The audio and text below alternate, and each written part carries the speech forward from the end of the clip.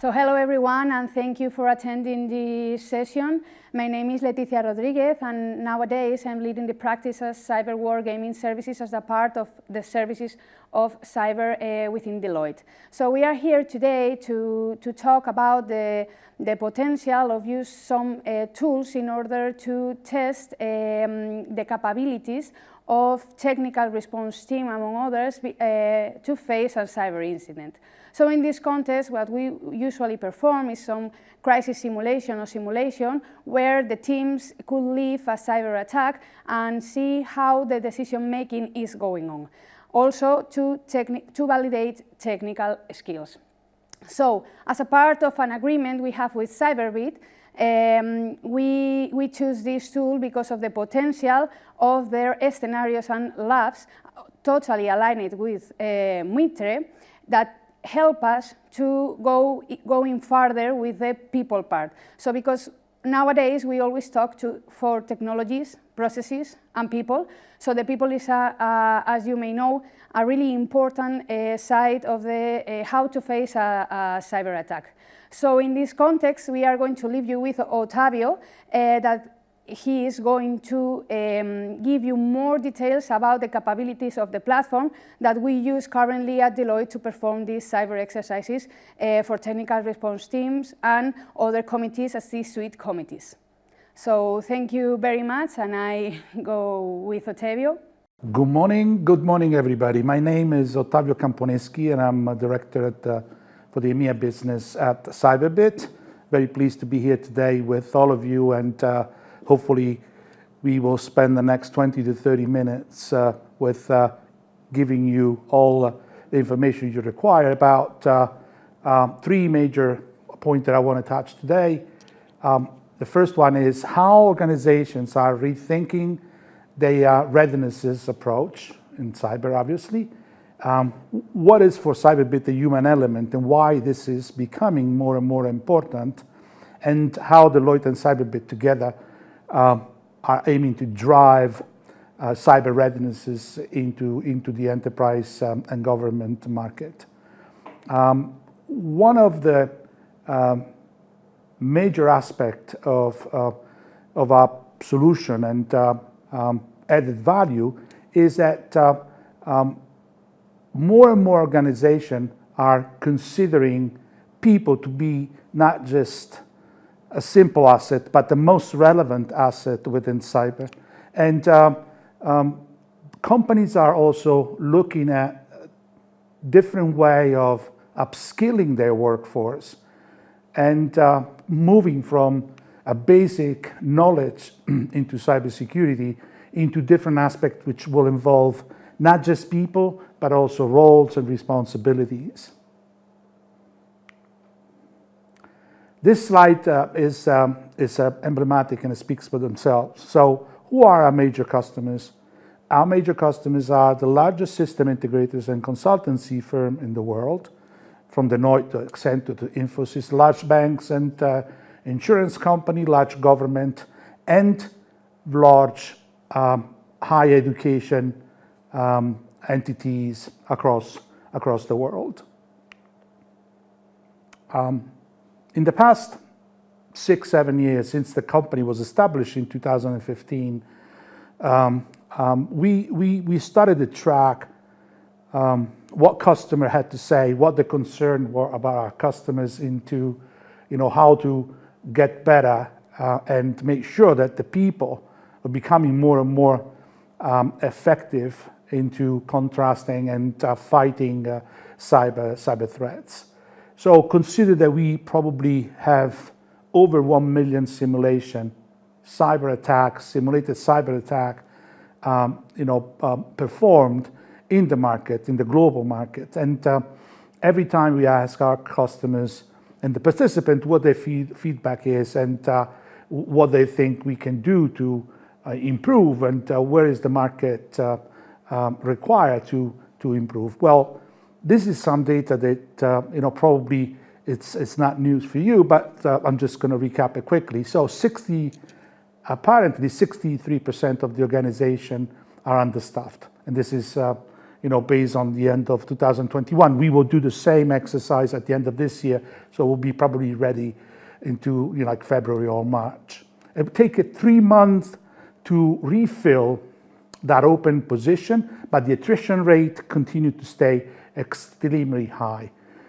There is about 290 days, and I believe this is IBM, 290 days, the average time that it takes to detect a malicious actor and to begin the investigation, the process of removing that threat. 74% of cybersecurity professionals feel that our organization have been impacted by a shortage of skilled analysts. 89% of trainees felt that hands-on simulation is way more effective than the process that being put in through, which means this is your first day. Go and figure out yourself. And this is not, I'm obviously on an extreme now, but most majority of organizations still don't have a proper structure, enablement and training program for their people. 80% of cybersecurity leaders rate hands-on training as a top priority. And we will see how Cyber-Bit will support that statement. And the most critical skills in general within the cybersecurity is network monitoring and intrusion detection. Cyber-Bit is the only hyper-realistic cybersecurity assessment, validation, and skill development platform. And I explain in a second what that means. So everything starts with assessing people, processes, and procedures. And this is through a deep understanding of how people are actually performing, both from an individual perspective, but also from a team perspective, where we have the real world threats in the middle, roles and responsibilities I mentioned before, and we look, as I mentioned, not just the people, are they able or capable to work and in a certain specific topic, and they are comfortable with it, but also what is their mean time to investigate, to detect, to respond to a specific threat. So why the human element and the approaching this with the human, focusing on people is extremely relevant. First of all, we are strongly believing that putting people in front of corporate-grade simulated scenarios, networks, it will allow them to get the muscle memory that allow them to proactively gain competencies into working as a team or as an individual on a crisis, and eventually of a crisis. Getting people in front of progressive competency increase and filling those gaps that we have identified through a methodology, it will allow them to gain confidence, okay? And it's another, a statistic that we capture in the market and, through the customer that we serve is that the more people gain their competencies, the more people are less inclined or more reluctant to leave the company they work for. And so the attrition rate is going down. And then finally, it's getting people in front of simulated attacks, simulated scenarios will allow them to be comfortable, to build that confidence, as I mentioned before an attack occurs. Okay, let's look at the platform now. The platform is composed of about 3 major components: the labs, individual skill development content that allow people to get more knowledge about the CM or the intrusion detection tool, or maybe the EDR that they're using, or even specifically for the role they're covering. So maybe it's going to be for the analyst, tier 1 analyst or tier 2 analyst or an incident responders. And then the simulation framework, which is composed of 2 different options. One is the cloud option, which means that everything is up in the cloud. You reserve your simulation, and the the 2 hours later, 1 hour later, you run it with your team, or an on-prem option, which allow you not just to run the same simulation, but also to customize it to exactly what is your infrastructure. So you can import your network, you can import your device, you can make practically a copy of your environment, and this is quite usually by defense industry, large government, large financial service institution, large telcos.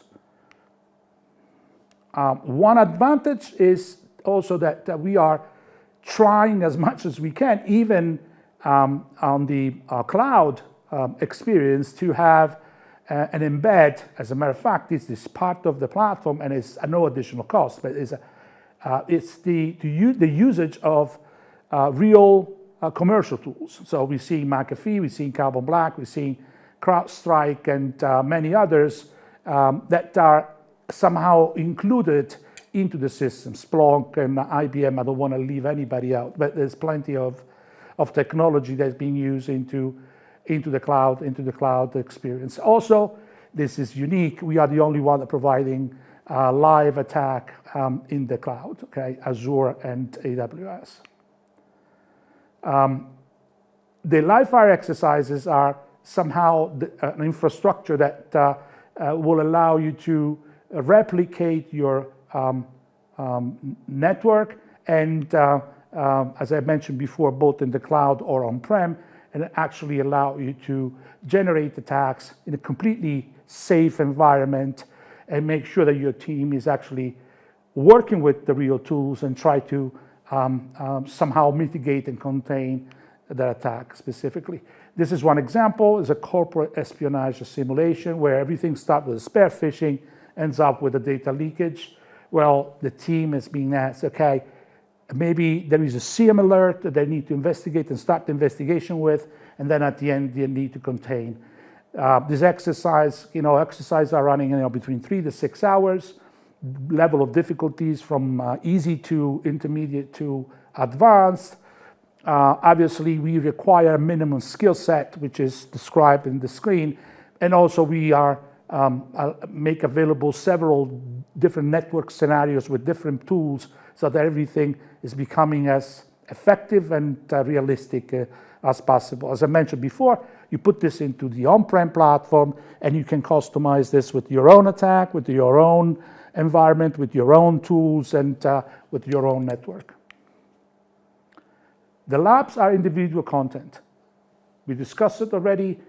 Once we defined what are the gaps that the people require to fulfill, well, we're going to put them into what we call courses or learning paths, and get somehow comfortable with the topics that they require, but also the topics where they need to be more advanced, okay? They need to increase their competencies. They're usually 50 minutes. They're composed of some spotlight, maybe some videos, 10, 15 minutes, or maybe labs that are somehow including some simulation, question and answer with the final quiz, and everything, and we will see it in a minute, will be tracked by the platform. This is fundamental to increasing the overall resilience. Final is the crisis simulation module. So we discussed about the labs, we discussed about the technical scenarios.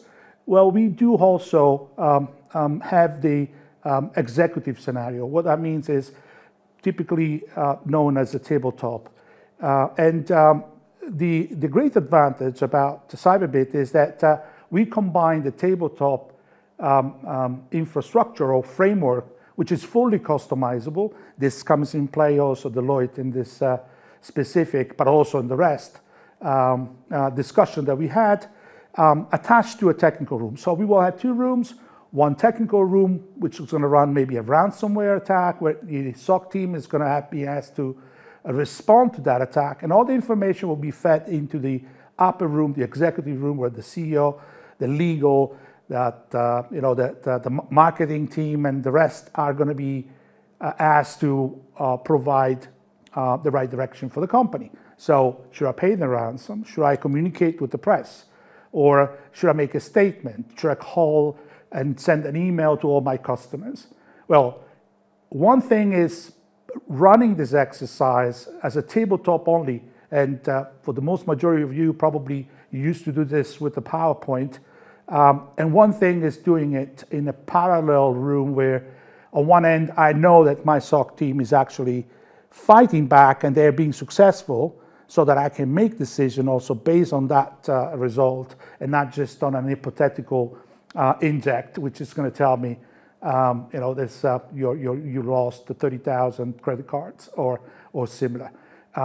Obviously, the two rooms can be detached. They can be run on different time frames. So I can run the technical room, record all the findings, and then feed up the upper room, the executive room, or I can run simply an executive room, which is, as I said, fully customizable, which means that on a digital form, not on a PowerPoint, on a, enabling communication between the people, and also being in different location, and, just test their capability and understanding of what the playbook, what the governance is, and respond in a proper manner to a potential crisis. The dashboard, or how do we add value on top of just running that scenario, understanding where the gaps are, is also is how do we build and manage exercise? How do we access to a debrief element of that exercise itself? Can we really map everything with a major framework like NIST, or in this case, we are showing MITRE? How can we demonstrate readiness? Well, the platform will allow you to track everything, to make sure that you are understanding what are the results, and on top of that result, build an upskilling program, so that continuously you are following not just how the team is evolving, but also the threat that are coming into the market. And therefore, keeping your team up to speed with the latest, but also making sure that you work as a team. So not necessarily everybody looking at a specific tool, but think about a team effort when you are trying to fight back on the cyber criminal side. Finally, the CPE submitted. Every single step that the team is making will be credited with points on the CPE. This is an example of a crisis management dashboard. On one end, if you remember the initial slide where I showed the procedures, and the other one on the competencies, well, here you're going to be able to track your mean time of response, of investigate, and so on and so forth, but also specific KPIs that will help you to understand the readiness of your team. Okay, how is the timeline of that exercise was met or not? Okay, and how the investigation skills are, and and probably multiple others. Okay, that I'm not here to discuss in the details, but I just wanted to give you an overall and a high level picture. So how do I compare with my peers in the market in the same space? Okay, and how am I scoring as a team or as an individual? What is my coverage based on the MITRE framework? And then, most relevant also is the individual and team member level, which it's going to look at, as I mentioned before, how the team is performing, but also how the individual is definitely performing. Result, return on the investment, we estimate to be about 30% reduction on the mean time to response. Dwell time going down to 25%. Time spent per incident down 25%. And overall, best or better use of the existing tools of about 20, 25, 30%. And again, this is, if you translate this in real dollars, this depends on the organization. Obviously, we can't just put numbers there, but this is real money on top of being extremely increasing the efficiency of your team. Final slide, just to recap quickly, where we really add value. And with the support of Deloitte, I think this will be a killer app. It's going to be on the assessment side, so we are able to assess candidates. So assuming people coming from the university, how do we assess? How do we make sure that we are hiring the right individual? Today we do an interview where we would like to put people into a program that's going to be testing their capability, not just on a theoretical level, but also on a practical level. Continuously develop their skills. And this is a mandate that's becoming mandatory in the field. Hands-on cyber defense cannot just limit everything to theory. Putting 10 people into a training room for a week, spending $70,000 is not going to work. Why? Because people only keep and take home probably 20-30% of what they learned. But if you put them on a program that it's like a real-life incident that they need to somehow respond to, is a completely different story. And then the crisis management, which is not just on the executive level. Crisis management is build the muscle memory to, and this will also, it's one of the things that I like the most is that combine the two rooms, combine that we discussed about the technical room and the executive room, would allow company to get closer from the executive and the technical team. And sometimes decision is being made on paper based on methodology was built. But if we can capture the essence of what the technical room is capable to do, the technical team is capable to do, that will help also people to make a better decision at the executive level. Absolutely better decision at the executive level. Thank you.